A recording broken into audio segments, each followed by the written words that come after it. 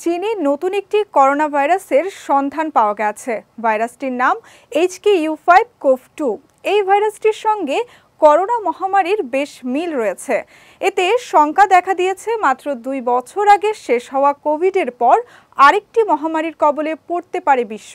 বিস্তারিত সৈয়দ নওশাদের ডেস্ক রিপোর্টে। ২০১৯ সালে চীনে শনাক্ত করোনা ভাইরাসের কারণে পুরো বিশ্ব এক গভীর সংকটের মধ্যে পড়েছিল। এখন আবারও বিশ্বকে শঙ্কিত করে তুলেছে পূর্ব এশিয়ার এই দেশটি। আন্তর্জাতিক সংবাদ মাধ্যম রয়টার্সের এক প্রতিবেদন অনুসারে চীনে নতুন এক করোনা ভাইরাসের সন্ধান পাওয়া গেছে। HKU5CoV2 নামের এই ভাইরাসের সঙ্গে মহামারী ভাইরাসের বেশ মিল রয়েছে। চীনের উহানের ইনস্টিটিউট অব ভাইরোলজি নতুন এই স্ট্রেনটি বাদুড়ের মধ্যে পেয়েছেন। এছাড়া এটির সঙ্গে মার্সের সংশ্লিষ্টতা রয়েছে। মার্স করোনা ভাইরাস বেশ শক্তিশালী একটি ভাইরাস, যেটিতে আক্রান্ত ব্যক্তিদের 4 ভাগের 3 ভাগই মারা যায়। নতুন এই করোনা ভাইরাসটির সন্ধান দিয়েছেন সংক্রামকবিদ শি ঝেংলি।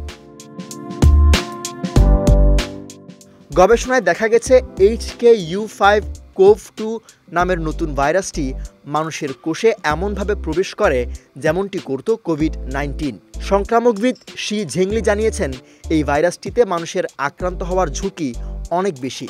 মার্স হলো শ্বাসযন্ত্রের একটি সংক্রামক রোগ, যেটি প্রাণী থেকে মানুষে এবং মানুষ থেকে মানুষে ছড়ায়। এটির কারণে জ্বর, শ্বাসকষ্ট, ডায়রিয়া, বমি হয়।